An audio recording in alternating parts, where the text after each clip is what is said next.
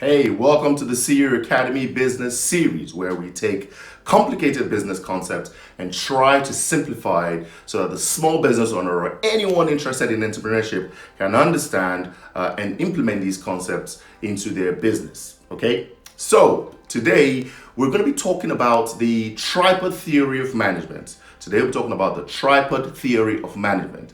Now, every business has three main parts which must all be in alignment for that business to be successful.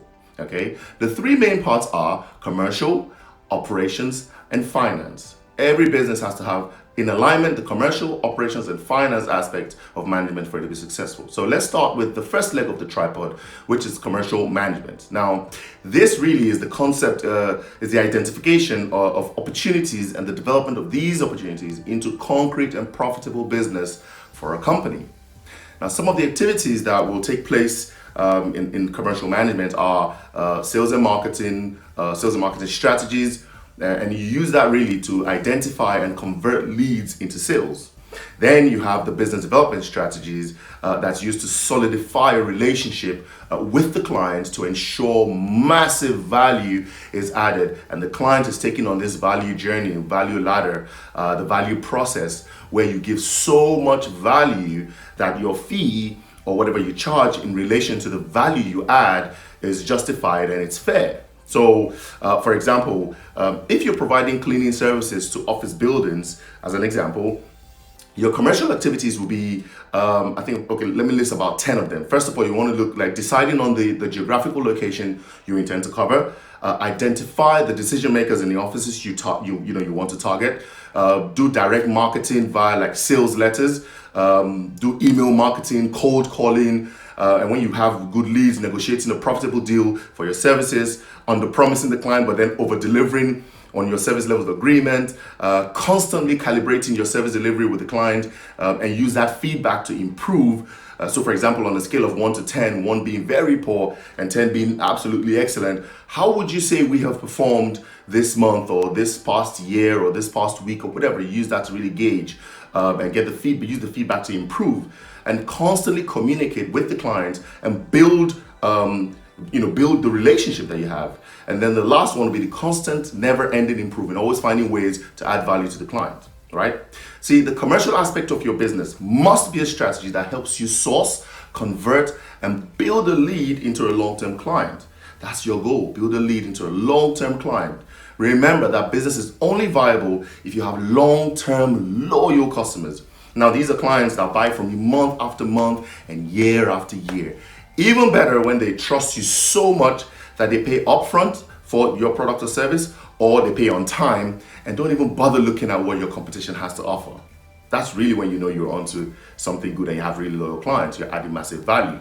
And the point to note is that recurring customers are the foundation of an enduringly profitable business. If you can have people pay you month after month and they're always happy to pay you that money without even questioning because they believe and trust in you, then you're on it. So if you can nail the commercial aspect of your business, then you have 1 foot of the tripod on solid ground. And now it's time to move to the second leg of the tripod. Okay? Now, the second is the operations. This is where you design and control the implementation process. You've promised, you've told them, you've sold them, they're buying into it. Now you got to deliver this. And this is where you fine tune your service delivery in such a way that it's efficient and it's effective and it meets the requirements of your client and exceeds their expectation. There's nothing like when someone under promises and over delivers, gives you massive value. Your business operations is the engine of your company.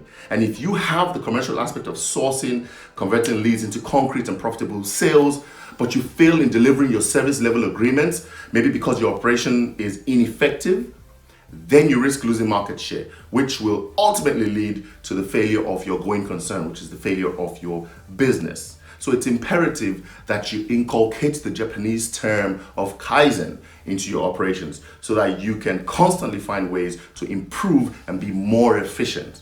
Vitally important. And ineffective business operations, don't forget, and ineffective business operations will cost you more to deliver a product or service to a client. And most businesses can always find ways to improve efficiency.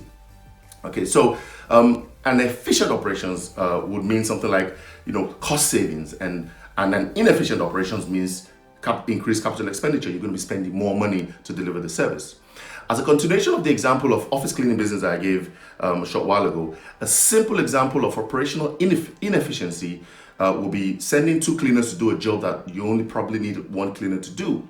You'll be spending more money because of the increased labor costs, okay? And that's just being inefficient. What if you sent 1 cleaner, but you also train the cleaner to use the scrubber dryer machine for the floors? Say, for example, you're going to clean some floors. You could hire the scrubber dryer machine and use it on multiple projects, saving you the cost of having 2 cleaners to do the job, which will cost you more. You're going to have 2 people doing the job that should really, you don't need to spend that kind of money. You can find ways to be efficient. This is and this efficient business operations is really something that you need to think about when you're thinking about your business and how you can improve your operations. And it's a very, very basic concepts I've given, but just to give you an idea. So as a manager, as a CEO, it's always important that you ask yourself, how can we improve efficiency and effectiveness? How can we reduce costs, but improve the service delivery? What do we need to do to become better at what we do? These are some questions that hopefully help you get some clarity when it comes to operations. So operations management is the second part of the tripod theory of management that you must get right if you're to succeed in business. If you're going to make your business a success, if you're going to achieve market share, you need to understand and have your operations on point. The last and the final leg that you must get right is finance. The concept of business is really simple. There are complicated aspects to it, but it's really simple. Charge a fee for your product or service and ensure that the cost of delivery is less than what you charge. Okay? The difference is your gross profit. So, if you're going to determine how much to charge, you're going to have to determine how much you're going to charge for your product or service. And this will require you, crunching the numbers to determine what it will cost you to deliver your product or service and what your margins should be. Now that gives you an idea of like, okay, so what's it going to cost me and how much do I need to charge? What are my margins? So financial management is really the strategy a business will use to determine how to raise money, for example, raise money to fund the business, how to allocate the resources available to take care of sales, take care of marketing and the business operations.